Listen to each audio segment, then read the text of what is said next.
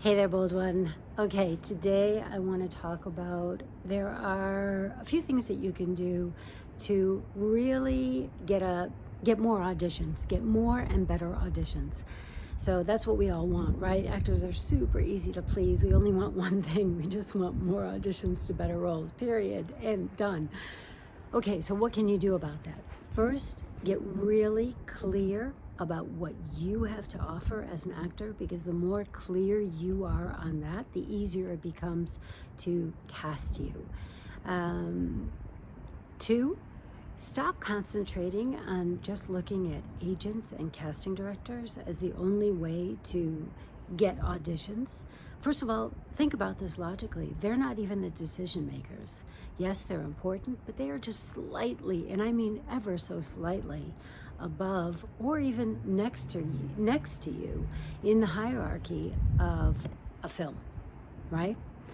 And third, when you know who you are, what you want, the themes that resonate with you, what sets you apart from the other actors, then you also will have a much clearer idea of where you want to go and who you want to be working with.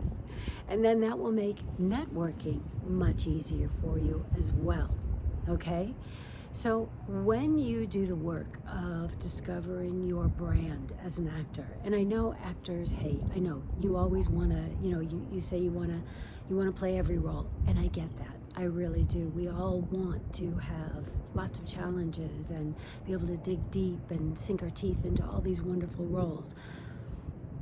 The truth is, when you understand your brand and what you specifically have to offer, it doesn't actually reduce your opportunities, it increases your opportunities. For one, because it gets rid of the confusion around how to cast you. So a lot of people, and I know I live in Germany, a lot of times we have tons and tons of different kinds of headshots on our casting profiles. And this can be really confusing. And yes, the reason it's confusing is because you're showing all these different casting types, right? For me, I mean, I know I've been guilty of this as well. I've had pictures that are a range of everything from a really kind of strong, manipulative, evil woman to very sweet, motherly, all of those things. And it's like, yes, I am all of that. I am multitude. I am legion, as you are as well. We all are. But people just don't know what to do with that. They're overwhelmed. It's like, have you ever gone to a Chinese restaurant or any kind of a restaurant and they just have 100 things on the menu and they all sound or look great, but the more that's on the menu, the more difficult it is to decide what you actually want, what you actually need. Sometimes it's just better to go to a restaurant that has 3 amazing things on the menu, right? And you know that each one of those things are going to be great, but they're very specific. You wouldn't go to an Italian restaurant and order sushi, right? You wouldn't go to an Indian restaurant and expect to get tapas, right? So as an actor, you also are selling something very specific. I was giving away a free branding workbook. By the way, if you would like this free branding workbook, it's 37 pages long. It will help you immensely to figure out who the heck you are as an actor, what you have to offer, and even more importantly, where you want to go as an actor. If you would like to have that for free, then simply go to the link in the About section under the video. But in any case, I was offering this for free in a Facebook group, and a guy wrote under it, "Laugh out loud, we're not baked beans." And I thought, that's actually such a great gift that this guy has given me, that saying that we're not baked beans, we're actors. Because when you go to the store to buy baked beans, if you even like baked beans, because let's start with that. Some people don't like baked beans, right?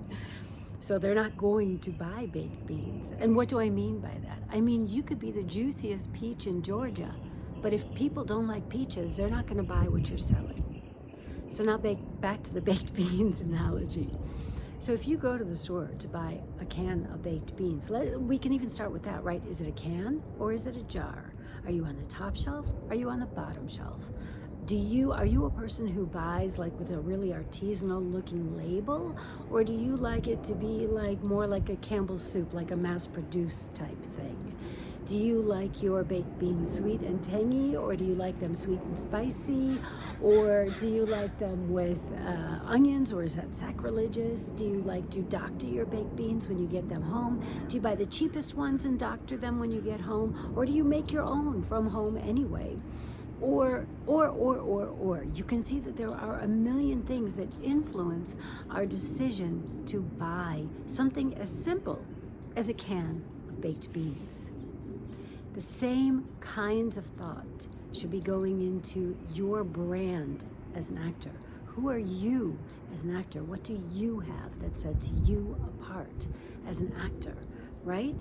Because you're certainly worth more time and thought and consideration than a can of baked beans, right?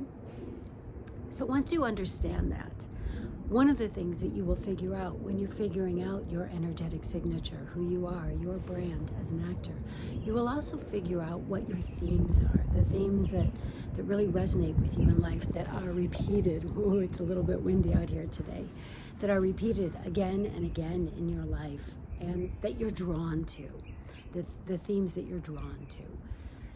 Once you understand that, you will also have a much clearer idea of the genre, the kind of genres that really light you up. Of course, we can all play everything. I love drama, I love comedy, but what really honestly lights me up is dramedy. For better or for worse, I just really enjoy playing that. I like a little bit of heightened reality, think like White Lotus, The Morning Show. I love that stuff. And that really lights me up. Now, maybe if I were cast in a series doing that, month after month after month, I might change my mind after a while and then have to rebrand again. But first, you have to get there before you can even think about that. So think about the themes and the genres that you like to play in, because that is going to give you an idea of the people that you should be cultivating relationships with. Because agents and casting directors, they're really important. They're wonderful to have on your team and to have on your side. But these are only 2 ways to get auditions, and they're not even the decision makers. I want you to really think about that. Agents and casting directors are only 2 ways to get auditions, and they are not even the decision makers.